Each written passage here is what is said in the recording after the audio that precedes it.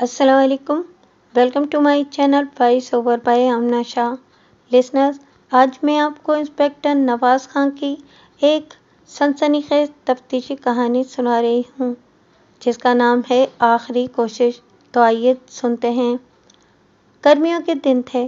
گندم کی کٹائی شروع ہو چکی تھی. دیہات کی فضا میں پکی ہوئی فصل کی خوشبو رچی تھی. ایک رات کھانا وغیرہ کھا کر میں چھت پر آیا تو ہوا بالکل تھمی ہوئی تھی. کہیں درخت کا کوئی پتا بھی نہیں ہلتا تھا. سارے دن کے تھکے ہارے لوگ کھانا کھاتے ہی سونے کی تیاریاں کرنے لگے تھے. میں چارپائی پر لیٹ گیا. تھوڑی دیر بعد ہلکی ہلکی ہوا چلنی شروع ہوئی. نہ جانے کس وقت میری آنکھ لگ گئی. رات کسی پہر شور سن کر میں جاگ اٹھا. قریب ہی میرے بیوی بچے بے خبر سوئے ہوئے تھے. میں نے ارد گرد دیکھا اور تب مجھے احساس ہوا کہ کچھ عجیب طرح کی روشنی در و دیوار پر پھیلی ہوئی ہے. میں نے چونک کر شمال کی طرف دیکھا. دور کھیتوں کے درمیان آگ کا ایک بڑا الاؤ نظر آ رہا تھا. ہلکی ہلکی روشنی میں دیہاتی لاٹھیاں سنبھالے کھیتوں کی طرف بھاگتے دکھائی دے رہے تھے. اب میری بیوی بھی جاگ گئی تھی اور حیرت سے یہ منظر دیکھ رہی تھی. میں نے تکیے کے نیچے سے اپنا ریوالور نکالا اور سیڑھیاں پھلانگتا ہوا نیچے آ گیا. جو ہی میں گھر سے نکل کر گلی میں پہنچا، ایک بھاری بھرکم شخص بھاگتا ہوا مجھ سے ٹکرایا. میں فوراً پہچان گیا. وہ میرا مخبر بلال شاہ تھا. لیکن بلال شاہ نے مجھے نہیں پہچانا. وہ تیر کی طرح سیدھا نکلتا چلا گیا. میں نے ایک لمحے کے لیے سوچا اور پھر جائے حادثہ کی طرف روانہ ہو گیا. جس وقت میں کھیتوں میں پہنچا، آگ کے شعلے آسمان سے باتیں کر رہے تھے. کسی شکی القلب نے گندم کی کٹی ہوئی فصل کو آگ لگا دی تھی. فصل کا مالک ریاست نامی ایک نوجوان تھا. وہ اپنی بربادی کا منظر دیکھ کر دیوانوں کی طرح بال نوچ رہا تھا. کچھ لوگوں نے اسے بازوؤں میں جکڑا ہوا تھا اور حوصلہ دینے کی کوشش کر رہے تھے. موقع پر پہنچنے والے دیہاتی آگ سے بچی ہوئی گندم کو جلتی ہوئی گندم سے علیحدہ کرنے کی کوشش میں مصروف تھے. لیکن آگ اتنی تیزی سے پھیلی تھی کہ وہ چند گٹھے نکالنے کے سوا کچھ نہ کر سکے. ذرا سی دیر میں ایک کسان کی سال بھر کی محنت جل کر راکھ ہو گئی. ریاست نامی جس نوجوان کی فصل کو آگ لگائی گئی، وہ گاؤں کا ایک خوشحال اور محنتی کاشتکار تھا. کوئی 2 سال پہلے اس کا باپ فوت ہوا تھا. 2 مربع زمین اس کے حصے میں آئی تھی. وہ خود ہی اس کو کاشت کر کے اپنی بوڑھی ماں اور جوان بہن کی کفالت کرتا تھا. میں ان دنوں رامپورہ تھانے میں نیا نیا آیا تھا اور ریاست وغیرہ کے بارے میں زیادہ نہیں جانتا تھا. لیکن میں نے لوگوں سے سن رکھا تھا کہ ریاست کی بہن بڑی خوبصورت ہے. میرے مخبر بلال شاہ نے بھی شاید 1-2 بار اس کا تذکرہ کیا تھا. بلال شاہ اس قسم کے قصے بڑے مزے لے کر اور تفصیل سے سنایا کرتا تھا. لیکن اس لڑکی کے بارے میں اس نے کوئی ایسی ویسی بات نہیں کی تھی.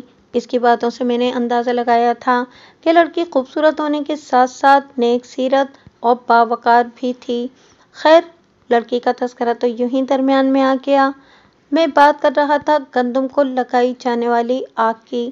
اگلے روز ریاست گاؤں کے نمبردار اور چند دوسرے افراد کے ساتھ پرچہ کٹانے کے لیے تھانے آیا. اس بیچارے کی حالت بہت پتلی ہو رہی تھی. خون پسینے سے سینچی ہوئی فصل کسان کو بچوں کی طرح عزیز ہوتی ہے. اس نوجوان کے چہرے پر بھی وہی دکھ نظر آ رہا تھا جو جوان اولاد کی موت پر بدنصیب باپ کے چہرے پر دکھائی دیتا ہے. میں نے اس سے مشکوک افراد کے بارے میں پوچھا تو اس نے گاؤں کے کھاتے پیتے زمیندار پریم سنگھ اور اس کے بیٹوں کے نام لکھوائے. کچھ دن پہلے ان لوگوں سے پانی کی باری پر ریاست علی کا جھگڑا ہوا تھا. بات بڑھ کر ہاتھا پائی تک پہنچی تھی اور 1-2 افراد کے سر بھی پھٹے تھے. اس روز میں نے پریم سنگھ اور اس کے بڑے بیٹے کو تھانے میں طلب کیا. پہلی نظر میں پریم سنگھ مجھے ایک لمبا تڑنگا، جھگڑالو اور شرارتی سکھ دکھائی دیا. 1 گھنٹے کی گفتگو میں میں نے ہر طرح انہیں کریدنے کی کوشش کی، لیکن وہ اس واردات سے لا علمی کا اظہار کرتے رہے. بہرحال پریم سنگھ سے ایک نئی بات معلوم ہوئی. اس نے بتایا چند روز پہلے ایک اور شخص سے بھی ریاست کا جھگڑا ہوا تھا. یہ نوجوان ریاست کا خالہ زاد بھائی مراد ہے اور اسی قصبے میں رہتا ہے. سنا ہے کہ وہ ریاست کی بہن شادو کے عشق میں مبتلا ہے. وہ اکثر ان کے گھر بھی آتا جاتا رہتا تھا، لیکن کچھ عرصے سے اس کا آنا جانا بند ہو گیا ہے. प्रेम सिंह ने बताया کہ ایک روز شادو بھائی کے لیے کھیت میں روٹی لے کر آئی تو مراد بھی وہاں آ گیا۔ تھوڑی دیر وہ تینوں بیٹھے رہے، پھر اچانک ان کے لڑنے کی آوازیں آنے لگیں۔ لڑکی خاموش بیٹھی تھی اور وہ دونوں زور زور سے بول رہے تھے۔ مراد کی آواز سنائی دی، وہ جاتے جاتے کہہ رہا تھا، میں لعنت بھیجتا ہوں تم سب پر، اور یاد رکھنا اس بے عزتی کا بدلہ ضرور لوں گا۔ ابھی ہم باتیں ہی کر رہے تھے کہ بلال شاہ حسب معمول اونچی آواز میں بولتا ہوا تھانے میں داخل ہوا۔ وہ بڑی روانی سے کسی کو صلواتیں سنا رہا تھا۔ تب مجھے یاد آیا کہ رات جب میں گلی میں نکلا تھا تو بلال شاہ میرے ساتھ ٹکرایا تھا۔ وہ لمبے لمبے ڈگ بھرتا کمرے میں داخل ہوا۔ خان صاحب، رات تو پٹرا ہی ہو گیا، وہ دھم سے کرسی پر بیٹھتے ہوئے بولا۔ اب ذرا اس پٹے کی تفصیل بھی بتا دو، میرے پاس وقت بہت کم ہے، میں نے سنجیدگی سے کہا۔ اس کے بعد بلال شاہ نے ہاتھ نچا نچا کر اپنے مخصوص ڈرامائی انداز میں جو طویل کہانی سنائی، اس کا لب لباب یہ تھا کہ رات جب آگ لگی، بلال شاہ دوڑتا ہوا موقع پر پہنچا۔ اس نے وہاں ایک شخص کو افراتفری میں بھاگتے ہوئے دیکھا۔ بلال شاہ تاڑ گیا کہ یہ شخص مجرم یا مجرموں کا ساتھی ہے۔ اس نے فوراً اس کے پیچھے دوڑ لگا دی۔ وہ شخص گاؤں کے اندر سے ہوتا ہوا پرلی جانب نکل گیا۔ بلال شاہ کے مطابق یہ تعاقب کم و بیش 2 میل تک جاری رہا اور بلال شاہ کا پٹرا ہو گیا، لیکن مکمل پٹرا اس وقت ہوا جب بھاگنے والا شخص مجرم کی بجائے بلال شاہ کا ایک لنگوٹیا یار نکلا۔ گاؤں سے باہر ایک ویران جگہ جا کر وہ کھڑا ہو گیا اور ادھر ادھر دیکھنے لگا۔ ہانپتے کانپتے بلال شاہ نے اسے پکڑ لیا اور تب اسے پتہ چلا کہ یہ تو اس کا دوست شیدہ کمار ہے جو اپنے مفرور گدھے کے پیچھے نکلا ہوا ہے۔ دراصل جس وقت آگ بھڑکی، قریب ہی بندھا ہوا شیدے کا گدھا رسی توڑوا کر بھاگ نکلا۔ اب گاؤں سے 1.5 میل کے فاصلے پر گدھا اسے جل دے کر کہیں غائب ہو گیا تھا اور وہ حونکوں کی طرح منہ اٹھائے چاروں طرف دیکھ رہا تھا۔ قصہ مختصر، شیدے نے بلال شاہ کو گدھے کی تلاش میں اپنے ساتھ شریک کر لیا۔ 1 اور 1 تو 11 ہوتے ہیں۔ کئی ناکام چھاپوں کے بعد رات کو کوئی 1 بجے انہوں نے گدھے کو پکڑا اور گھسیٹتے ہوئے گاؤں واپس لائے۔ اس سارے واقعے میں میرے لیے صرف ایک کام کی بات تھی اور وہ تھی شیدے کمار کی موقع پر موجودگی۔ بلال شاہ کی بات سے ظاہر تھا کہ شیدہ بالکل ابتدائی لمحوں میں موقع واردات پر موجود تھا۔ میں نے اسے تھانے بلوایا۔ وہ بہت سہما ہوا تھا۔ وہ مجرموں کی تو کوئی نشاندہی نہ کر سکا، لیکن مجھے احساس ہوا کہ وہ کچھ چھپانے کی کوشش کر رہا ہے۔ میرے سوالوں کے جواب میں اس نے بتایا کہ وہ آج کل کھیتوں میں کوڑا کرکٹ ڈال رہا ہے۔ کل رات اس کے گدھے ریاست کے کھیتوں ہی میں بندھے ہوئے تھے۔ یہاں تک پہنچ کر شیدہ ایک بار پھر ہچکچانے لگا۔ میں نے اسے تھوڑا سا حوصلہ دیا تو وہ بولا، تھانے دار جی، میں ریاست اور ان کے گھر والوں کی بڑی عزت کرتا ہوں۔ اپنی شادو بی بی بھی بڑی نیک اور سمجھدار ہے، لیکن ایک لڑکا اسے چکر دینے کی کوششوں میں لگا ہوا ہے۔ ساری بات کھول کر بتاؤ، کون ہے وہ لڑکا؟ میں نے ذرا تہکمانہ لہجے میں کہا۔ جی اس کا نام مراد ہے، ان لوگوں کا کوئی رشتہ دار ہے۔ پھر ذرا رک کر بولا، سرکار، کل رات میرے جانور ریاست کے کھیتوں ہی میں بندھے ہوئے تھے۔ ریاست اور اس کا ایک ساتھی گندم کے پاس ہی چارپائیاں ڈال کر سوتے تھے۔ کل رات ریاست کی ماں تو اس کے پاس ہی بیٹھ گئی، لیکن شادو اپنی ایک سہیلی کے ساتھ گندم کے گٹھوں کے قریب بیٹھ گئی۔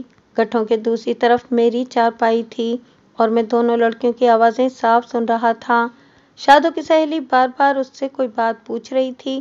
پھر شادو نے بتایا کہ کل مراد کے ساتھ اس کا جھگڑا ہو گیا ہے۔ دراصل مراد چاہتا تھا کہ شادو رات کے وقت اسے جامنوں والے باغ میں ملے۔ شادو نے جواب دیا کہ تایا کی لڑکی کی شادی ہونے والی ہے، وہاں جی بھر کر باتیں کر لینا۔ مراد اپنی ضد پر اڑا رہا۔ شادو نے صاف لفظوں میں کہا کہ وہ اپنے بھائی کی عزت خطرے میں ڈال کر اسے ملنے نہیں آ سکتی۔ اس بات پر مراد ناراض ہو گیا اور اسے برا بھلا کہہ کر چلا گیا۔ اب شادو کی سہیلی اسے مشورہ دے رہی تھی کہ وہ مراد کو منا لے، لیکن شادو کا کہنا تھا کہ وہ بڑے غصے میں گیا تھا۔ مجھے اسے ڈر لگتا ہے۔ دونوں سہیلیاں کافی دیر وہاں بیٹھی مراد کی باتیں کرتی رہیں۔ آخر شادو کی ماں نے آواز دی اور وہ اٹھ کر چلی گئی۔ میں بڑے غور سے شیدے کی باتیں سن رہا تھا۔ اس کی باتوں سے اندازہ ہوتا تھا کہ آگ کی واردات میں مراد پر شک کیا جا سکتا ہے۔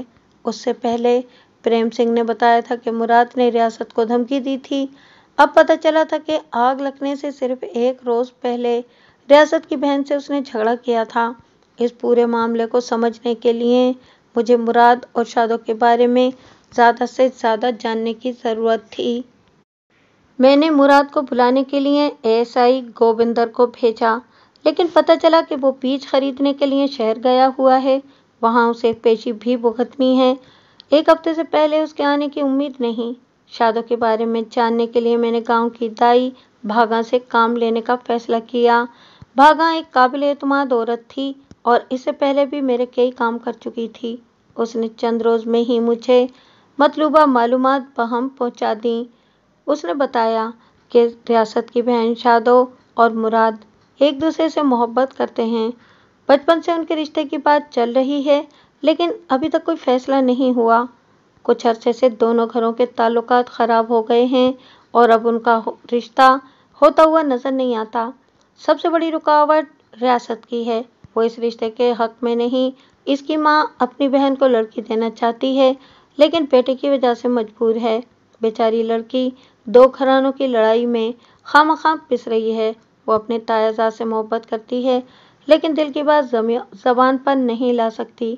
وہ بڑی سمجھدار اور ماں باپ کی عزت رکھنے والی لڑکی ہے۔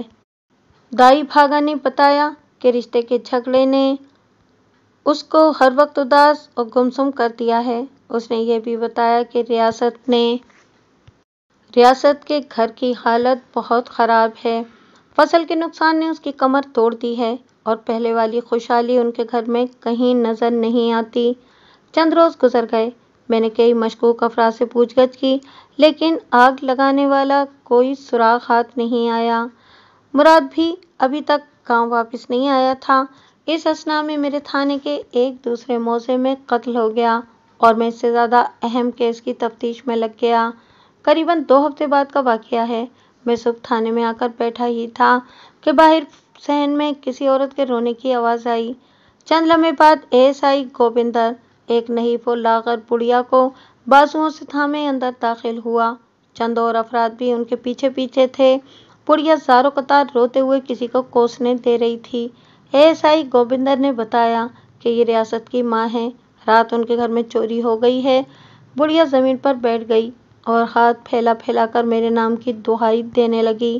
پتہ چلا کہ چور دیوار پھاڑ کر اس کی بیٹی کا سارا جہیز لے اڑے ہیں۔ میں نے اسی وقت چند سپاہیوں کو ساتھ لیا اور بڑھیا کے ساتھ اس کے گھر روانہ ہو گیا۔ جائے واردات پر پہنچ کر میں نے موقع کا تفصیلی جائزہ لیا۔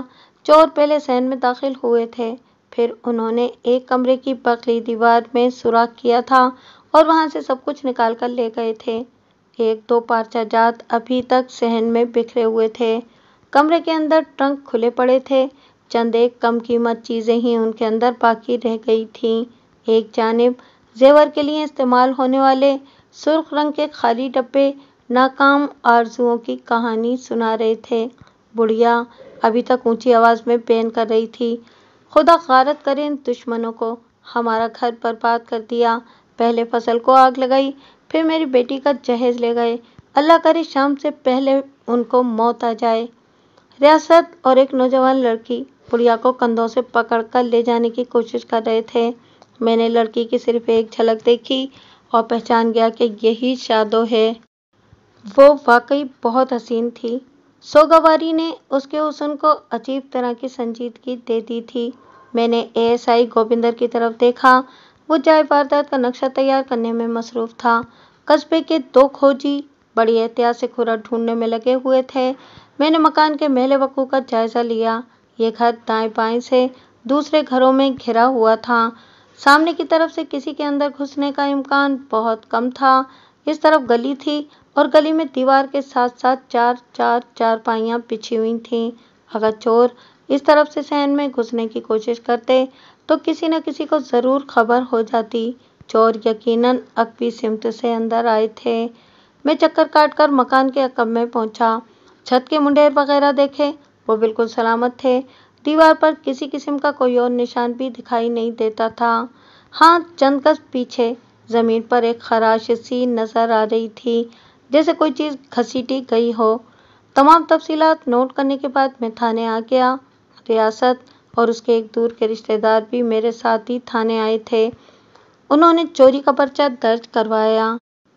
جب میں نے ریاست سے مشکوک افراد کے بارے میں پوچھا تو وہ حسب سابق ایک بار تھوڑا سا ہچکچایا، پھر جیسے کسی فیصلے پر پہنچتے ہوئے اس نے طویل سانس لی اور بولا، جناب، مجھے شک ہی نہیں بلکہ یقین ہے کہ یہ واردات میرے تایا کے لڑکے مراد نے کی ہے۔ میرے ذہن سے مراد کا نام بالکل نکل چکا تھا۔ میں نے ریاست سے پوچھا کہ یہ لڑکا ابھی گاؤں میں آیا ہے یا نہیں۔ ریاست نے بتایا کہ وہ تو ابھی تک شہر ہی میں ہے۔ یہ بات اسے اور بھی مشکوک کرتی تھی۔ بہرحال اتنی بات پر اسے مجرم نہیں ٹھہرایا جا سکتا تھا۔ میں نے ریاست سے پوچھا، تم اتنے یقین سے کیسے کہہ سکتے ہو کہ یہ واردات اسی نے کی ہے؟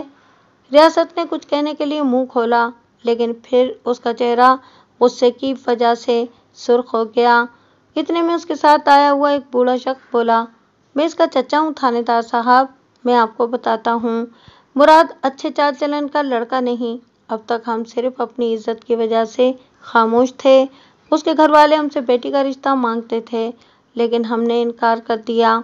وہ لڑکا اب بھی اس چکر میں ہے اور دھمکیاں دیتا رہتا ہے۔ میں تو یہ کہوں گا کہ فصل کو آگ بھی اسی نے لگوائی تھی۔ وہ چاہتا تھا کہ جس طرح بھی ہو ریاست اپنی بہن کی ڈولی نہ اٹھا سکے۔ ریاست اس کٹائی پر بہن کی شادی کرنا چاہتا تھا، اس لیے مراد اور اس کے ساتھیوں نے اس کی فصل جلا دی۔ لیکن جب انہوں نے دیکھا کہ ریاست نے اب بھی فیصلہ نہیں بدلا اور وہ جلدی بہن کے ہاتھ پیلے کر دے گا، تو اس نے چوری کی اور جہیز کا سامان لے اڑا۔ یہ تو شکر ہے اسے موقع نہیں ملا، ورنہ وہ ہماری عزت سے بھی کھیل جاتا۔ ہم اتفاق رائے سے بیان دیتے ہیں کہ فصل کے نقصان اور چوری کا ذمہ دار مراد ہے۔ مراد کے خلاف پرچہ درج کرنے کے بعد میں نے ASI گوبندر کو ایک چھاپہ مار پارٹی دے کر شہر روانہ کیا۔ اس پارٹی نے مراد کے چھوٹے بھائی کو بھی ساتھ لے لیا تھا۔ 2 دن کی بھاگ دوڑ کے بعد انہوں نے اسے امرتسر کے ایک چھوٹے سے ہوٹل سے گرفتار کر لیا۔ میں اس وقت دفتر سے اٹھنے کی تیاری کر رہا تھا جب گوبندر اسے لیے ہوئے میرے کمرے میں داخل ہوا۔ مراد نے سفید قمیض اور تہمد پہن رکھا تھا۔ وہ مضبوط جسم کا ایک دراز قامت نوجوان تھا۔ لمبودرے چہرے پر باریک باریک مونچھیں جچ رہی تھیں۔ اس کے چہرے میں سب سے نمایاں چیز اس کی آنکھیں تھیں۔ یوں لگتا تھا جیسے ابھی سو کر اٹھا ہے۔ ایک لمحے کے لیے تو مجھے شک گزرا کہ شاید اس نے نشہ وغیرہ کیا ہوا ہے۔ میں نے اسے بیٹھنے کے لیے اشارہ کیا۔ وہ سامنے بچھی ہوئی چارپائی پر بیٹھ گیا۔ اب مجھے یاد پڑ رہا تھا کہ 1-2 دفعہ پہلے بھی میں نے اسے قصبے میں آتے جاتے دیکھا تھا۔ نکلتے ہوئے قد کی وجہ سے وہ فوراً نگاہوں میں آ جاتا تھا۔ کیا نام ہے تمہارا؟ میں نے خالص تھانے دارانہ لہجے میں کہا۔ مراد علی جناب۔ وہ گھبرایا ہوا تو تھا لیکن بہت زیادہ نہیں۔ کیا کرتے ہو؟ تھوڑی سی زمین ہے جس پر محنت کرتا ہوں۔ جسم کے برعکس اس کی آواز کافی بھاری بھرکم تھی۔ کل رات کہاں تھے تم؟ میں نے اچانک سوال کیا۔ اس نے بڑے اعتماد سے اپنے بیگ میں ہاتھ ڈالا اور کاغذوں کا ایک بلندہ سامنے میز پر رکھ دیا۔ میں نے گھور کر دیکھا اور کاغذوں کو الٹنے پلٹنے لگا۔ ان کاغذوں کے مطالعے سے مراد کی پوزیشن کافی حد تک صاف ہو جاتی تھی۔ ڈسٹرکٹ کورٹ میں زمیں کا ایک کیس چل رہا تھا جس میں مراد علی فریق تھا۔ پیشی کی تاریخیں بدلنے کی وجہ سے اسے گاؤں واپس آنے میں دیر ہو گئی تھی، اور پھر وہ بات جو مراد کے حق میں جاتی تھی وہ یہ تھی کہ ریاست کے مکان کے پچھواڑے میں نے زمین پر جو لکیر دیکھی تھی وہ کسی پیشہ ور چور کی طرف اشارہ کرتی تھی۔ یہ لکیر کسی بانس یا لمبی لکڑی کی وجہ سے آئی تھی۔ ان دنوں چور یہ طریقہ بکثرت استعمال کرتے تھے۔ آج کل بھی دیہی علاقوں میں بعض چور اسی طرح چھتیں اور دیواریں پھلانگتے ہیں۔ پھلانگنے والا شخص دور سے بھاگتا ہوا آتا ہے اور ایک بانس نما لکڑی زمین پر ٹیک کر چڑھ جاتا ہے، چھت پر چڑھ جاتا ہے۔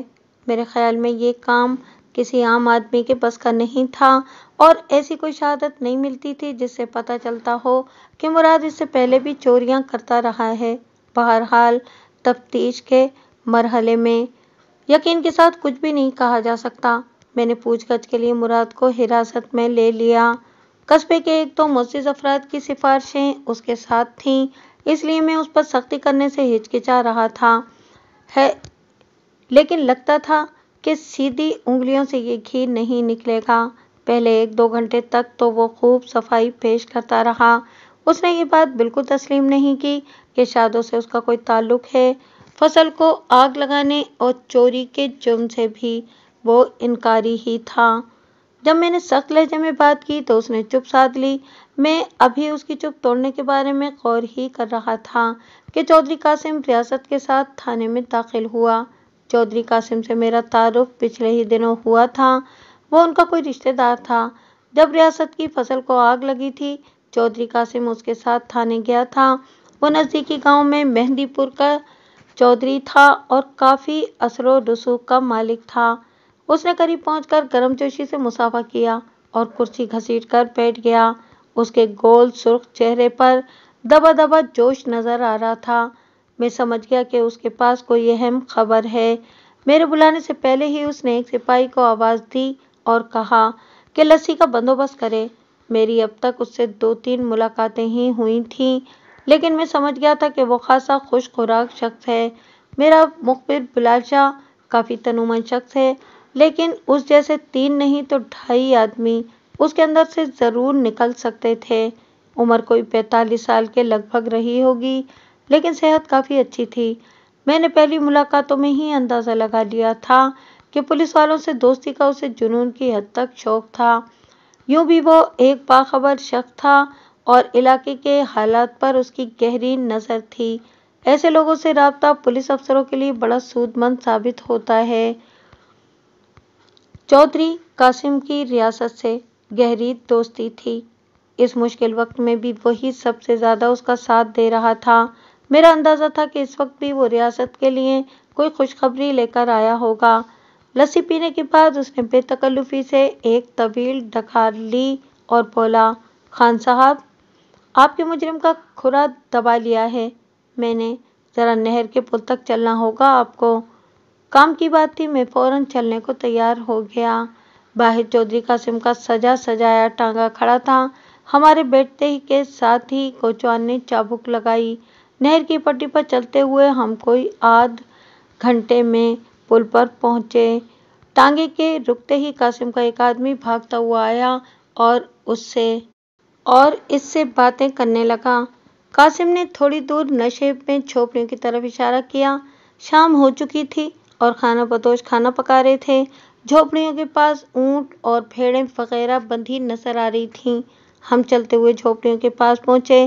بستی کے مکین خوفزدہ نظروں سے ہماری طرف دیکھ رہے تھے، لیکن کسی کو کچھ پوچھنے کی ہمت نہیں ہوئی۔ چودھری قاسم کا آدمی ایک جھونپڑی کے سامنے پہنچ کر رک گیا۔ ایک عمر رسیدہ عورت جھونپڑی سے برآمد ہوئی۔ تمہاری لڑکی کہاں ہے مائی؟ چودھری قاسم کے آدمی نے آگے بڑھ کر پوچھا۔ اتنے میں جھونپڑی کا پردہ ہلا اور ایک سانولے رنگ کی لیکن دلکش نقوش والی لڑکی برآمد ہوئی۔ اس کی آنکھوں میں گھبراہٹ نظر آنے لگی۔ چودھری قاسم نے مجھے اور ASI گووندر کو کہا کہ وہ جھونپڑی کی تلاشی لے۔ گووندر چند سپاہیوں کے ساتھ جھونپڑی میں گھس گیا۔ لڑکی کا رنگ ہلدی کی طرح زرد ہو رہا تھا۔ اس کی ماں بھی بری طرح کانپ رہی تھی۔ چند لمحے بعد گووندر ایک چھوٹی سی گٹھری اٹھائے برآمد ہوا۔ گٹھری میں کچھ قیمتی کپڑے بندھے ہوئے تھے۔ ریاست نے فوراً پہچان لیا۔ یہ کپڑے اس کی بہن کے سامان میں سے تھے۔ اپنے خون پسینے کی کمائی کون بھول سکتا ہے؟ ہم مسروقہ سامان کے ساتھ لڑکی اور اس کی ماں کو تھانے لے آئے۔ لڑکی خاص طور پر مجھ سے بہت خوفزدہ نظر آ رہی تھی۔ میں نے سختی سے پوچھا تو اس نے سب کچھ اگل دیا۔ اس نے اعتراف کیا کہ مراد سے اس کی جان پہچان ہے۔ وہ اکثر چوری چھپے اس سے ملتی تھی۔ اس نے مراد کے بارے میں اور بھی بہت کچھ بتایا۔ اس نے کہا کہ مراد کے کئی اور عورتوں سے بھی یارانے ہیں، لیکن وہ ان کے نام نہیں جانتی۔ اس نے بتایا کہ یہ کپڑے مراد ہی نے اسے تحفے میں دیے تھے۔ مراد کو اس کے سامنے لایا گیا تو اس نے لڑکی کو پہچاننے سے صاف انکار کر دیا۔ بہرحال ایک اہم ثبوت ہاتھ آ چکا تھا اور پیش رفت یقینی تھی۔ مراد گرفتار ہوئے 24 گھنٹے ہو چکے تھے۔ میں نے عدالت سے اس کا ریمانڈ لے لیا اور پوچھ گچھ شروع کر دی۔ لڑکی سے ہمیں بہت قیمتی معلومات حاصل ہوئیں۔ یوں بھی اس کا قصور قابل دست اندازی پولیس نہیں تھا۔ میں نے 1-2 شخصی ضمانتیں حاصل کرنے کے بعد اسے چھوڑ دیا۔ مراد سے چونکہ مال مسروقہ برآمد کرانا تھا، اس لیے سختی ضروری تھی، لیکن وہ بہت ڈھیٹ لڑکا ثابت ہو رہا تھا۔ میں نے بہت کم نوجوانوں کو اتنا سخت جان پایا تھا۔ میں نے 2 دن اس پر 3rd ڈگری استعمال کی، لیکن وہ ٹس سے مس ہی نہیں ہوا۔ چیخنا چلانا تو اسے آتا ہی نہیں تھا۔ خاموشی سے مار کھاتے کھاتے بے ہوش ہو جاتا تھا۔ ہوش میں آتا تھا تو سوئی سوئی آنکھوں سے عملے کے افراد کو دیکھنے لگتا تھا۔ پہلے تو مجھے اس کے دیکھنے کے انداز پر سخت غصہ آتا تھا، لیکن اب میں سمجھ گیا تھا کہ وہ جان بوجھ کر ایسا نہیں کرتا۔ چند دن بعد اس کا ریمانڈ ختم ہو گیا۔ میں نے چالان مکمل کر کے عدالت میں پیش کر دیا، لیکن شہادتیں کمزور تھیں۔ وہ کوئی 1 ماہ بعد ضمانت پر رہا ہو کر واپس آ گیا۔ ابھی اسے جیل سے آئے ہوئے چند روز ہی گزرے تھے کہ قتل کا ایک اور واقعہ پیش آ گیا۔ دوپہر سے کچھ پہلے چند دیہاتیوں نے تھانے آ کر اطلاع دی کہ نہر کے پل کے پاس پیارے کے کھیتوں میں کسی عورت کی لاش پڑی ہوئی ہے۔ میں اور ASI چند سپاہیوں کے ساتھ موقع واردات پر پہنچے۔ کھیت کے ارد گرد بہت سے لوگ جمع تھے، لیکن کسی کو اندر جانے کی ہمت نہیں ہوئی تھی۔ احتیاط سے چلتے ہوئے جب ہم لاش والی جگہ پر پہنچے تو وہاں کوئی عورت اوندھے منہ زمین پر پڑی تھی۔ اس کے جسم پر ایک سفید رنگ کا خیز پڑا تھا اور سنہری بالوں کی گندھی ہوئی طویل چوٹی سانپ کی طرح کمر پر رکھی ہوئی تھی۔ اس چوٹی کو دیکھتے ہی مجھے اندازہ ہوا کہ میں نے پہلے بھی اس عورت کو کہیں دیکھا ہے۔ یہ بھی یاد پڑ رہا تھا کہ چند روز پہلے ہی ملاقات ہوئی تھی۔ میں آہستہ آہستہ چلتا ہوا لاش کے قریب پہنچا۔ اس کا چہرہ ادھ کھلے بالوں میں چھپا ہوا تھا۔ مجھے اندازہ ہوا کہ خیز کے نیچے لاش بالکل بے لباس ہے۔ میں نے بڑی احتیاط سے اسے سیدھا کیا۔ میرے سامنے وہی خانہ بدوش لڑکی پڑی تھی۔ میں نے غور سے دیکھا۔ اس کی گردن پر انگلیوں کے گہرے نشان نظر آ رہے تھے۔ اسے گلا گھونٹ کر ہلاک کیا گیا تھا۔ اس کی کلائیوں میں کانچ کی چوڑیوں کے ٹکڑے دھنسے ہوئے تھے۔ سفید خیز کے اوپر جگہ جگہ خون کے دھبے دکھائی دے رہے تھے۔ چہرے اور شانوں پر ابھرے ہوئے نیلے نشان چیخ چیخ کر کہہ رہے تھے کہ ہلاک کرنے سے پہلے لڑکی کو درندگی کا نشانہ بنایا گیا ہے۔ اس کے رخساروں پر تماچوں کے نشان بھی صاف دکھائی دے رہے تھے۔ ایک ہونٹ پھٹا ہوا تھا اور ٹھوری کے قریب خون جم گیا تھا۔ میں نے وقت ضائع کرنا مناسب نہ سمجھا۔ لاش کو ASI محمد علی کے حوالے کر کے میں سیدھا قصبے کی طرف روانہ ہوا۔ حالات جس شخص کو مشکوک ٹھہرا رہے تھے وہ مراد تھا۔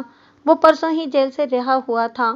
خانہ بدوش لڑکی رتی سے نہ صرف یہ کہ مسروقہ سامان برآمد ہوا تھا، بلکہ اس نے مراد کے خلاف تفصیلی بیان بھی دیا تھا۔ ظاہر ہے مراد کو اس بات کا رنج ہوگا۔ میں بڑی تیزی سے گھوڑا بھگاتا ہوا قصبے میں داخل ہوا۔ بلاشا کے علاوہ گوبندر بھی میرے ساتھ تھا۔ مراد کے مکان کے سامنے پہنچ کر میں گھوڑے سے نیچے اترا۔ گوبندر نے بندوق سیدھی کر لی تھی، لیکن بندوق استعمال کرنے کی نوبت ہی نہیں آئی۔ میرے خدشے کے عین مطابق مراد ہمارے پہنچنے سے پہلے ہی فرار ہو چکا تھا۔ گھر میں اس کی والدہ اور چھوٹے بہن بھائی تھے۔ میں نے بڑھیا سے پوچھ گچھ کی، لیکن وہ بار بار یہی کہتی رہی، میرے بیٹے کو معاف کر دو، وہ بے قصور ہے، اس نے کچھ نہیں کیا۔ ماؤں کی نظر میں بیٹے ڈاکو اور قاتل بن کر بھی بے قصور ہی رہتے ہیں، لیکن ان کے کہنے پر انہیں معاف نہیں کیا جا سکتا۔ میں نے تھانے پہنچ کر فوراً مراد کی تلاش میں چھاپہ مار پارٹیوں کو روانہ کیا۔ ضروری کارروائی کے بعد خانہ بدوش لڑکی رتی کی لاش کو پوسٹ مارٹم کے لیے امرتسر روانہ کر دیا گیا۔ اس کے قبیلے والے بڑے بپھرے ہوئے تھے۔ وہ انتقام انتقام کے نعرے لگا رہے تھے۔ ان کے مردوں کی تعداد کسی طرح بھی 150 سے کم نہیں تھی۔ وہ سب کے سب چھریوں کلاڑیوں سے لیس اور بڑی جنگجو طبیعت کے مالک تھے۔ شام کے وقت میرے مخبروں نے اطلاع دی کہ بہت ممکن ہے کہ رات کو یہ لوگ مراد کے مکان پر حملہ کر دیں۔ اس خبر نے مجھے تشویش میں مبتلا کر دیا۔ میں نے مخبر کو مزید معلومات حاصل کرنے کے لیے واپس بھیج دیا۔ تھانے میں نفری بہت کم تھی۔ آدھے سے زیادہ عملے کو میں مراد کی تلاش میں روانہ کر چکا تھا۔ دوپہر سے موسلادھار بارش ہو رہی تھی۔ ڈیک نالے میں سیلاب آ گیا تھا और रामपुर का थाना दूसरे थानों से कटकर रह गया था। इस सूरत में अगर खानाबदोश गांव पर हमला कर देते तो इन्हें रोकना बेहद दुश्वार साबित होता। हिफाजती इक़दाम के तौर पर मैंने मुराद के घर में चंद सिपाहियों का पहरा बिठा दिया। अंधेरा फैलने तक पूरे गांव में यह अफवाह फैल गई थी कि आज रात खानाबदोश गांव पर हमला कर देंगे। पूरे गांव में खौफ और हिरास फैल गया। थाने में इस वक्त सिर्फ एक राइफल और एक पिस्तौल था। पूरे गांव में एक भी पक्की राइफल नहीं थी। देसी साख्त की सिर्फ एक बंदूक नंबरदार के पास थी। गांव के चंद नौजवान बर्छियों और लाठियों से मुसल्लह होकर आ गए थे, लेकिन खानाबदोशों के मुकाबले में इस मुख्तसर से जत्थे की कोई हैसियत नहीं थी। पूरा गांव मुराद को बुरा भला कह रहा था। वो लड़की को कत्ल करने के बाद खुद तो फरार हो गया था, लेकिन अपने घर वालों समेत पूरे गांव को मुसीबत में डाल गया था। मुराद का घर गांव की बैरूनी हुदूद में वाक़ था। यहाँ से नहर का पुल कोई 1 मील के फासले पर था। दरमियान में खेतों का एक वसी सिलसिला फैला हुआ था। आसमान पर गहरे बादल छाए हुए थे और बारिश मुसलसल हो रही थी। मैंने एएसआई गोविंदर को बंदूक देकर मुराद के मकान की छत पर बिठा रखा था। 2 और सिपाही भी उसके साथ थे। वो पुल की तरफ गहरी नज़र रखे हुए थे। ये भी मुमकिन था कि खानाबदोश चक्कर काटकर चुपके से गांव की दूसरी जानिब से हमला कर दें। 10 नौजवान और 2 सिपाहियों की टोली को उस जानिब की निगरानी पर रखा गया था। नंबरदार अपनी देसी साख्त की बंदूक के हमरा उनके साथ था। अपने तौर पर हमने इंतजामात किए थे, लेकिन मैं जानता था कि अगर खानाबदोशों ने हमला किया तो लोगों के जानो माल की हिफाजत मुश्किल हो जाएगी। मैं अपने पिस्तौल से सिर्फ 10 फायर कर सकता था। इतनी ही गोलियां गोविंदर के पास थीं। बाकी रही देसी बंदूक तो वो कभी चलती थी और कभी नहीं चलती थी। चारों तरफ गहरा सुकूत छाया हुआ था। बारिश के कतरे गिरने के सिवा और कोई आवाज़ सुनाई नहीं देती थी। मैं दुआ मांग रहा था कि खुदा करे ये रात खैरियत से गुजर जाए। रात कोई 10 बजे गांव की शुमाली जानिब से शोर बुलंद हुआ। लोगों के बोलने और भागने दौड़ने की आवाज़ें आईं। कोई 10 मिनट बाद चौधरी कासिम अपने भारी भरकम जिस्म के साथ डोलता हुआ अंदर दाखिल हुआ। उसका गोल सुर्ख चेहरा जोश से टिमटिमा रहा था। मैं आ गया हूँ खान साहब, ऐसी की तैसी इन टपड़ी दासियों की। वो कंधे से लटकी हुई 12 बोर की राइफल को थपथपाकर बोला। कमर से उसने गोलियों की पेटी उड़स रखी थी। उसके साथ कोई 30 आदमी और थे। ये सब कुल्हाड़ियों बर्छियों से मुसल्लह थे। 4-5 के पास राइफलें भी थीं। दरअसल ये रियासत का कारनामा था। वही मुझसे इजाज़त लेकर शाम के वक्त मेहंदीपुर गया था। उसे मालूम था कि चौधरी कासिम यारों का यार है, वो इसकी मदद को ज़रूर आएगा। तमाम अफराद के कपड़े भीगे हुए थे। अंदाज़ा होता था कि वो तैर कर गाँव पहुँचे हैं। 2 अफराद के सर पर पट्टियाँ भी बंधी हुई थीं। पता चला कि जिस वक्त ये लोग गाँव की हुदूद में दाखिल हुए, किसी मकान से उन पर खश्तबारी होने लगी। मैंने फौरन पहचान लिया कि ये बिलाल शाह का कारनामा है। जिस जगह ये अफराद जख्मी हुए थे, वहाँ बिलाल शाह ही तैनात था। अंधेरे में उसने बगैर पहचाने इन पर ईंटें बरसानी शुरू कर दी थीं। ईंटें फेंकने का कोई मौका उसने आज तक हाथ से नहीं गंवाया था। चौधरी कासिम के पहुंचने की खबर फौरन सारे गांव में फैल गई। लोगों को किसी हद तक इत्मीनान हुआ। सिर्फ एक शख्स ऐसा था जो चौधरी कासिम की आमद पर सख्त छुलाया हुआ था, और वो था प्रेम सिंह। प्रेम सिंह की रियासत से दुश्मनी थी और चौधरी कासिम रियासत की यारी का दम भरता था। यही वजह थी कि प्रेम सिंह मुसलसल चौधरी कासिम को घूर रहा था। मैंने देखा वो एक कोने में बैठा किरपान हाथ में घुमा रहा था। इसकी सुर्ख सुर्ख आंखें बड़ी देर से चौधरी कासिम पर जमी हुई थीं। लड़ने वाले को किसी बहाने की ज़रूरत ही होती है। चौधरी कासिम के एक आदमी ने हुक्के का धुआं प्रेम सिंह की तरफ छोड़ दिया। प्रेम सिंह तनकर खड़ा हो गया। फिर उसने एक सन्नाटे का थप्पड़ उस आदमी के मुंह पर जड़ा और हुक्का पकड़कर सहन में फेंक दिया। चौधरी कासिम ने पहले तो हैरानगी से मेरी तरफ देखा, फिर उसका चेहरा अंगारे की तरह सुर्ख हो गया। वो प्रेम सिंह के पास पहुंचा।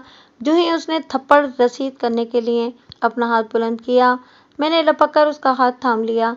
3-4 सिपाही फौरन अंदर आ गए और उन्होंने मुश्तइल अफराद को पीछे हटा दिया। اتنے میں چھت سے گوبندر کی آواز آئی۔ وہ مجھے فوراً چھت پر آنے کے لیے کہہ رہا تھا۔ اس کی آواز سے ظاہر ہوتا تھا کہ اسے کوئی خطرہ نظر آیا ہے۔ میں نے تیز نظروں سے پریم سنگھ اور چودھری قاسم کی طرف دیکھا۔ وہ میری نظروں کا مفہوم سمجھتے ہوئے پیچھے ہٹ گئے۔ میں تیزی سے سیڑھیاں چڑھتا ہوا چھت پر پہنچا۔ چاروں طرف گھپ اندھیرا تھا۔ بارش کچھ ہلکی ہو گئی تھی۔ ASI گوبندر بڑے غور سے سامنے دیکھ رہا تھا۔ اس نے دور انگلی سے اشارہ کرتے ہوئے مجھے کہا کہ کافی دیر سے 2-3 روشنیاں نہر کے پل کے پاس نظر آ رہی ہیں۔ میں نے بھی غور سے دیکھا۔ روشنیاں واقعی نظر آ رہی تھیں، لیکن وہ ایک جگہ ٹھہری ہوئی تھیں۔ میں تھوڑا سا آگے بڑھ کر چھت کی منڈیر پر پہنچا۔ اچانک مجھے دیوار کے بالکل نزدیک آہٹ سی محسوس ہوئی۔ میں نے جھک کر نیچے دیکھا اور میرے رونگٹے کھڑے ہو گئے۔ دیوار کے ساتھ ساتھ دور تک کئی افراد چپکے ہوئے تھے۔ اس سے پہلے کہ میں پیچھے ہٹتا، رسی کی طرح کوئی چیز میری گردن سے لپٹ گئی۔ عین اس وقت میں نے گوبندر کی چیخ سنی۔ کسی نے عقب سے اسے دبوچ لیا تھا۔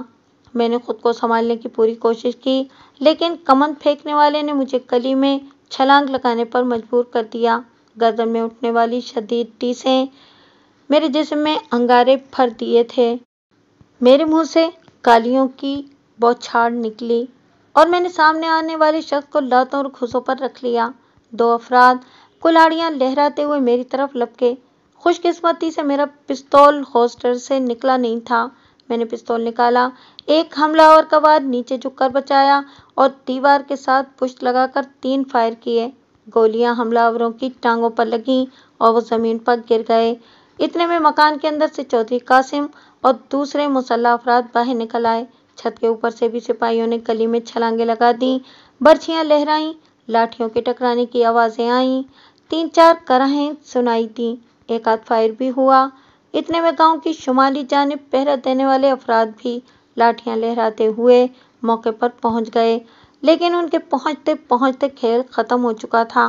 خانہ بدوش اچانک اور شدید مزاحمت سے گھبرا کر بھاگ نکلے تھے۔ میری گولیاں کھا کر گرنے والے 3 افراد کیچڑ میں پڑے لوٹ رہے تھے۔ تھوڑی دور 4 اور افراد زمین پر گرے پڑے تھے۔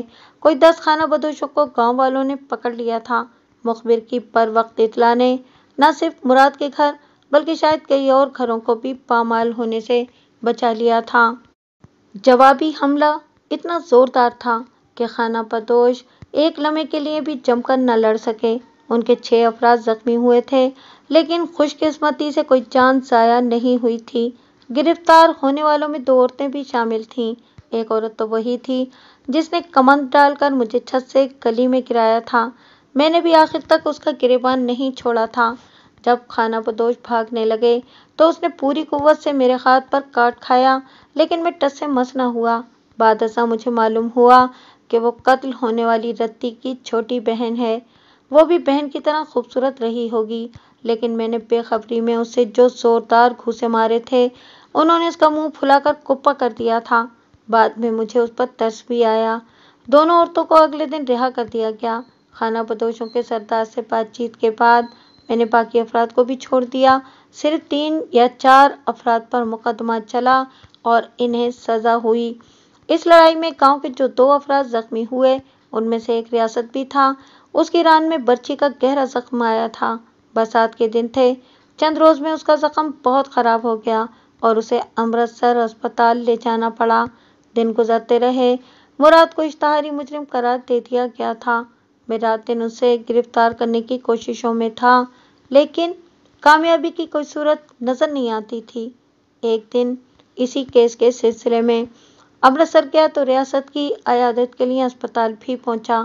وہ بہت کمزور ہو گیا تھا اور زخم میں پیپ بھر گئی تھی۔ مجھے دیکھ کر وہ رونے لگا۔ بیماری نے اس کی رہی سہی ہمت بھی توڑ دی تھی۔ اس نے بتایا کہ گھر کی حالت بہت پتلی ہے۔ اگر چودھری قاسم اس کے گھر کی خبر گیری نہ کرتا تو اس کی ماں اور بہن دربدر ہو جاتیں۔ اس کی بہن شادو بھی اس کے پاس ہی بیٹھی ہوئی تھی۔ ہمیشہ کی طرح وہ بڑی افسردہ نظر آ رہی تھی۔ دائی بھاگا نے بتایا تھا کہ مراد اب اس کے دل سے اتر گیا ہے، وہ اس سے نفرت کرنے لگی ہے، لیکن مجھے پتا تھا کہ لڑکیوں کے بارے میں یقین سے کچھ نہیں کہا جا سکتا۔ عورت کب محبت کرتی ہے اور کب نفرت، یہ صرف وہی جانتی ہے اور کوئی نہیں جان سکتا۔ अचानक मैं अपने ख्यालों से चौंक उठा।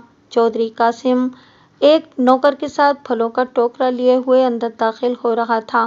उसने टोकरा जमीन पर रख दिया। फिर उसकी नज़र पहली बार शादो पर पड़ी। उसकी नज़र का अंदाज देखकर मेरा माथा ठनका।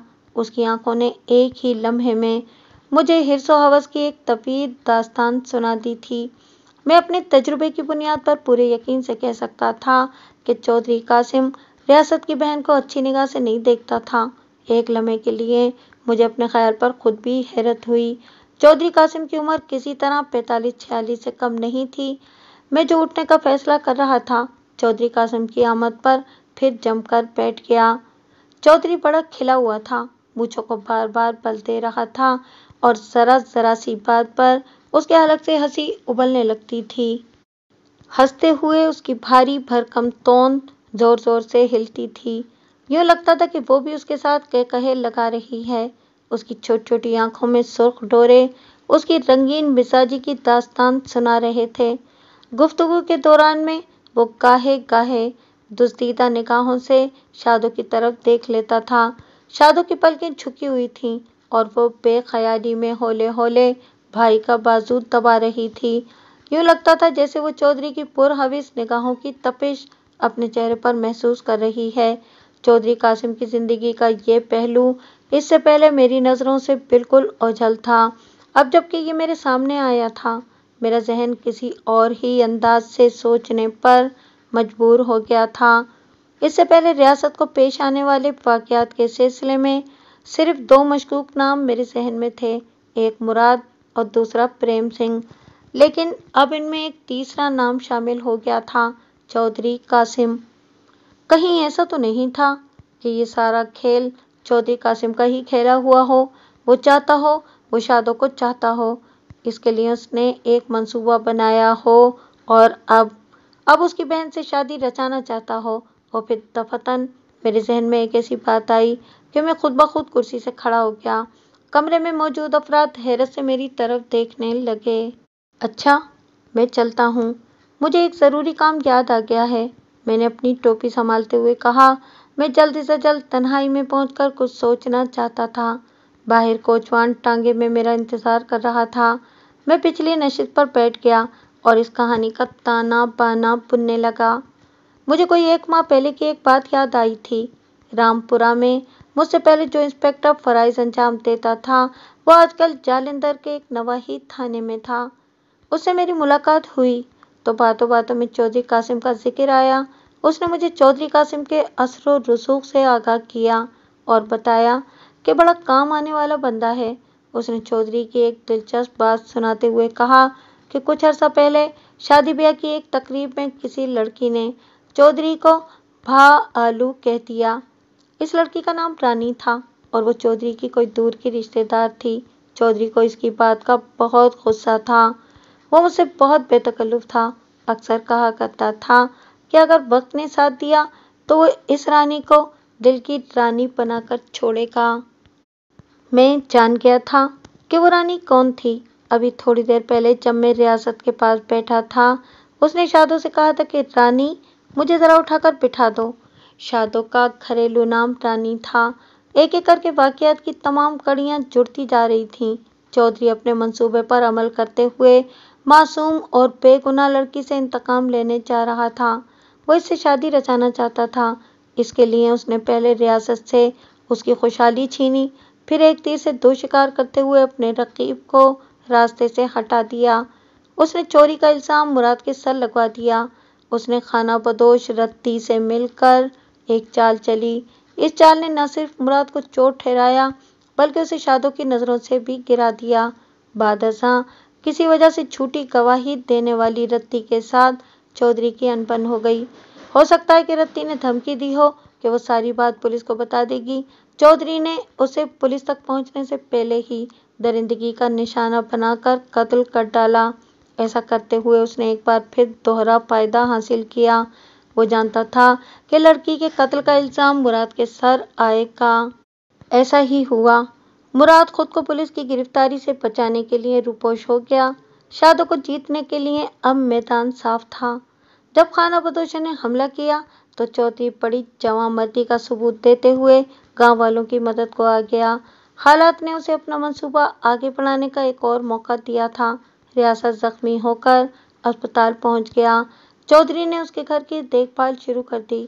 اس نے ریاست کی ہمدردیاں جیتنے کا کوئی موقع ہاتھ سے نہیں گنوایا اور وہ اپنے مقصد میں کامیاب رہا۔ اگلے چند دن میرے لگائے ہوئے تقریباً تمام اندازے درست ثابت ہوئے۔ میری توقع کے عین مطابق صرف 2 روز بعد یہ خبر اڑی کہ چودھری قاسم ریاست کی بہن سے شادی کر رہا ہے۔ میرے خیالات کی بہرطور تصدیق ہو گئی تھی۔ میں نے دائی بھاگن سے ایک دفعہ پھر کام لیا۔ اس نے اگلے روز مجھے ریاست کے گھر کی مفصل رپورٹ بہم پہنچا دی۔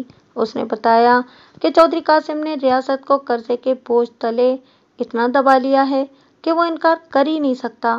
اس کی ماں اس بے جوڑ رشتے پر بالکل تیار نہیں، لیکن بیٹے کے سامنے اس کا کوئی بس نہیں چلتا اور اب تو شادو بھی شادی پر رضامند ہو گئی ہے۔ اس نے اپنے بھائی کی مرضی کے سامنے سر جھکا دیا ہے۔ میرے ذہن میں ایک لمحے کے لیے شادو کا خیال آیا اور پھر چودھری قاسم کے کہے لگاتی ہوئی توند نگاہوں میں گھوم گئی۔ یہ سراسر زیادتی تھی۔ ایک معصوم پھول کو سازش کی انگلیوں سے کچلا جا رہا تھا۔ قانون کا محافظ ہونے کے ناطے میرا فرض تھا کہ اس لاقانونیت کو روکنے کی کوشش کروں۔ میں نے یہ فیصلہ کیا کہ یہ ظلم نہیں ہونے دوں گا۔ اس دن سے میں نے اپنے تمام ذرائع چودھری قاسم کے خلاف شہادت ڈھونڈنے میں لگا دیے۔ دوسری طرف میں ریاست سے ملا اور اسے ڈھکے چھپے لفظوں میں بتایا کہ شادی کی تاریخ طے کرنے میں جلدی نہ کرے، میں کچھ تحقیقات کرنا چاہتا ہوں۔ سب سے بڑا مسئلہ مراد کا تھا۔ اس کے مفرور ہونے کی وجہ سے حالات اس کے خلاف ہو گئے تھے۔ اگر وہ بے قصور تھا تو اسے فوراً تھانے میں حاضر ہو جانا چاہیے تھا۔ چودھری قاسم نے اسے اتنا نقصان جتنا اس کی روپوشی اسے نقصان پہنچا رہی تھی۔ میں چودھری قاسم کے خلاف تحقیقات کے سلسلے میں بڑا پرامید تھا، لیکن 3 ہفتے کی مسلسل کوشش کے بعد مجھے یہ تسلیم کرنا پڑا کہ یا تو چودھری قاسم ایک نہایت ہوشیار اور کھاگ مجرم ہے، ایسا مجرم جو اپنے جرم کا کوئی نشان باقی نہیں چھوڑتا، اور یا پھر بے قصور ہے۔ چودھری کو اپنے خلاف ہونے والی درپردہ تحقیقات کا علم ہو چکا تھا، لیکن وہ ایک بار بھی مجھ سے ملنے نہیں آیا۔ ہاں، طاقت کے مظاہرے کے لیے اس نے اپنی حویلی میں ایک شاندار دعوت کا اہتمام کیا جس میں پولیس کے کئی افسر تھے۔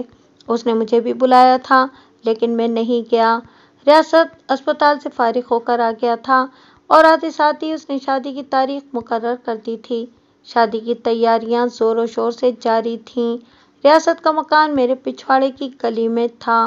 رات کو ڈھولک کی آواز اور لڑکیوں کے گیت میرے گھر کی چھت پر بآسانی سنے جاتے تھے۔ جب بھی لڑکیوں کے گیت سنائی دیتے، میرے ذہن میں 2 خاموش نگاہیں گھومنے لگتیں۔ سوئی سوئی ادھ-کھلی آنکھیں۔ میں ان آنکھوں کو پہچانتا تھا۔ اس نوجوان کی آنکھیں تھیں جسے میں نے 7 روزہ ریمانڈ کے دوران بے دردی سے مارا تھا، لیکن اس کے ہونٹوں سے ایک کرہ بلند نہیں ہوئی تھی۔ ان آنکھوں میں کوئی بات تھی جو میرے ذہن سے چپک کر رہ گئی تھی۔ مجھے یوں محسوس ہو رہا تھا کہ اگر ریاست کی بہن کی شادی ایک عیاش اور کینہ پرور شخص سے ہو گئی تو اس کا قصوروار میں ہوں گا۔ میرا دل اور میں گواہی دیتا تھا کہ یہ شخص مجرم ہے، لیکن میں اس پر ہاتھ نہیں ڈال سکتا تھا۔ ایسے کٹھن حالات اور مرحلے میری زندگی میں بہت کم آئے تھے۔ میرا واسطہ ایک ایسے بااثر مجرم سے پڑا تھا کہ اس نے ایک لحاظ سے مجھے کھلے میدان میں چیلنج کر دیا تھا کہ میرے خلاف گواہی ڈھونڈ لو۔ 3 ہفتے میں نے بہت ٹکریں ماری تھیں، لیکن کوئی زبان، کوئی ہاتھ بلند نہیں ہوا تھا۔ شادی سے 1 روز پہلے قاسم سے میری ملاقات ہوئی۔ وہ رام پورے کے سنار سے کچھ زیور لینے کے لیے آیا ہوا تھا۔ سجے سجائے ٹانگے پر سوار وہ تھانے کے سامنے سے گزرا۔ کچھ آگے جا کر اس نے ٹانگا روکا اور فخری انداز میں چلتا ہوا میرے پاس آیا۔ اس کی تمسخرانہ ہنسی پر میرا خون کھول اٹھا۔ وہ میرے شانے کو تھپتھپا کر بولا، بادشاہو، غصہ تھوک دو۔ آپ کے گاؤں کا جوائی ہوں، کچھ تو عزت ہونی چاہیے۔ سارے کا سارا خون مجھے اپنے سر کو چڑھتا ہوا محسوس ہوا۔ لیکن میں نے خود پر قابو پا لیا۔ جب وہ لمبے لمبے ڈگ بھرتا ہوا واپس جا رہا تھا، میں ایک انتہائی اہم فیصلہ کر چکا تھا۔ پوری زندگی میں نے صرف چند جذباتی فیصلے کیے ہیں اور یہ ان میں سے ایک تھا۔ میں اپنی کرسی سے اٹھا اور اسے آواز دی۔ وہ جاتے جاتے رک گیا۔ میں آہستگی سے چلتا ہوا اس کے پاس پہنچا۔ میں کھٹاٹوپ اندھیرے میں ایک تیر چلانے جا رہا تھا۔ یہ تیر نشانے پر بھی لگ سکتا تھا اور اس کے خطا ہونے پر میری بیٹی بھی اتر سکتی تھی۔ میں نے ٹھہرے ہوئے لہجے میں کہا، چودھری، مراد کو کہاں چھپا رکھا ہے؟ اس کا چہرہ سپاٹ رہا، لیکن آنکھوں میں لہرانے والا ایک رنگ میری نظروں سے اوجھل نہ رہ سکا۔ کیا کہتے ہو بادشاہو، طبیعت تو ٹھیک ہے؟ رتی کے قتل میں تمہارے ساتھ اور کون شریک تھا؟ میں نے اس کا سوال نظر انداز کرتے ہوئے کہا۔ اس نے مجھے ایسے دیکھا جیسے پاگل سمجھ رہا ہو۔ اس سے پہلے کہ وہ قہقہا لگاتا اور اس کی توند ہلنا شروع ہوتی، میرا ایک زوردار ہاتھ اس کے منہ پر پڑا اور اس کا شملہ اتر کر دور جا گرا۔ ٹانگے میں بیٹھے ہوئے مسلح افراد چھلانگیں لگا کر نیچے اترے۔ ان کے تیور خطرناک نظر آتے تھے۔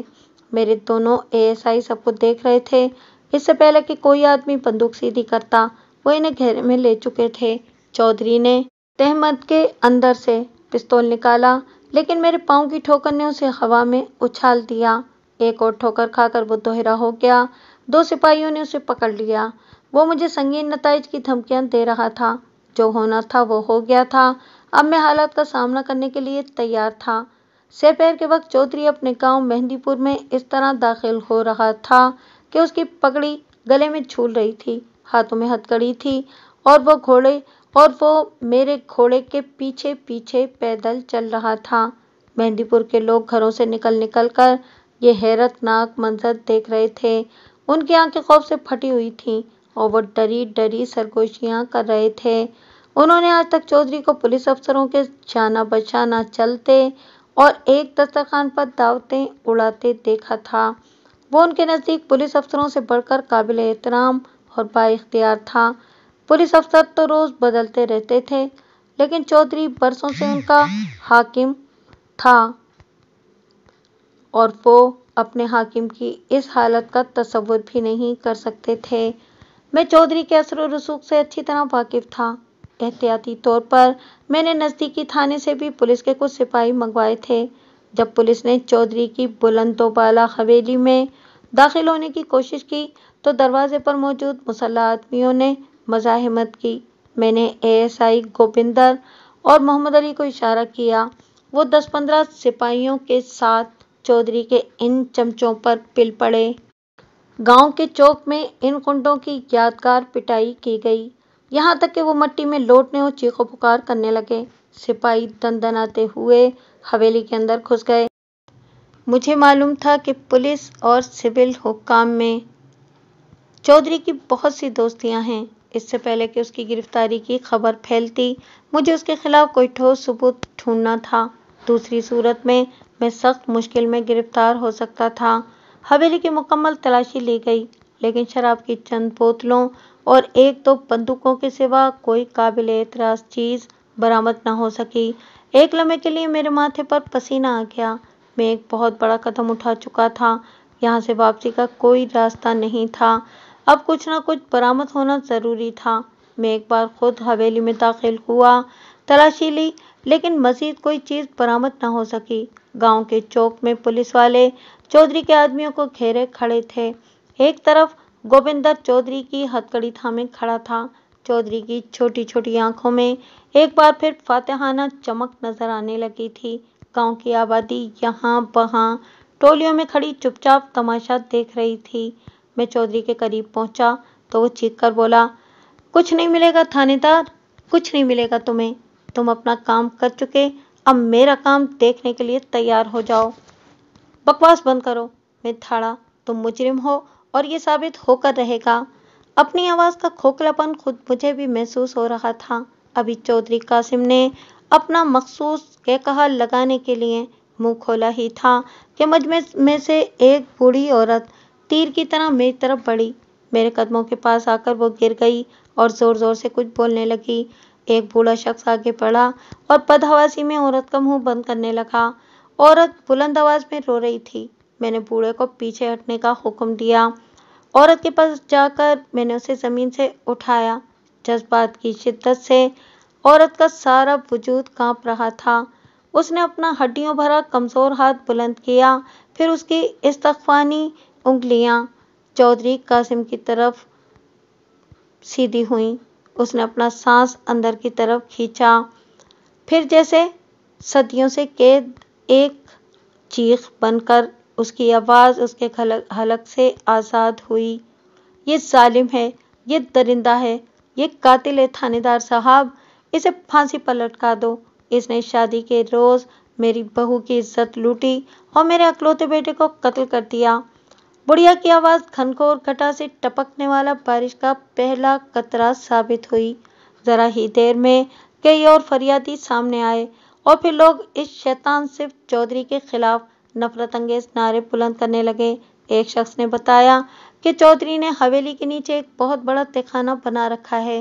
یہ شخص خود پولیس کو تہخانے کے خفیہ دروازے تک لے گیا۔ تہخانے کے اندر سے 4 مبہوس افراد برآمد ہوئے۔ یہ چاروں افراد چودھری کی خود ساختہ جیل میں ناکردہ گناہوں کی سزا بھگت رہے تھے۔ ان قیدیوں میں ایک مراد بھی تھا۔ وہ ہڈیوں کا ڈھانچہ بن چکا تھا، لیکن اس کی نیم واہ آنکھوں میں خوابوں کی چمک ابھی باقی تھی۔ خواب جو اسے زندہ رکھے ہوئے تھے، خواب جو اسے پیار کرتے تھے۔ چودھری قاسم کو ڈکیتی، قتل اور آبروریزی کے کئی مقدمات کا سامنا کرنا پڑا۔ اسے مجموعی طور پر 20 سال قید بامشقت کی سزا ہوئی۔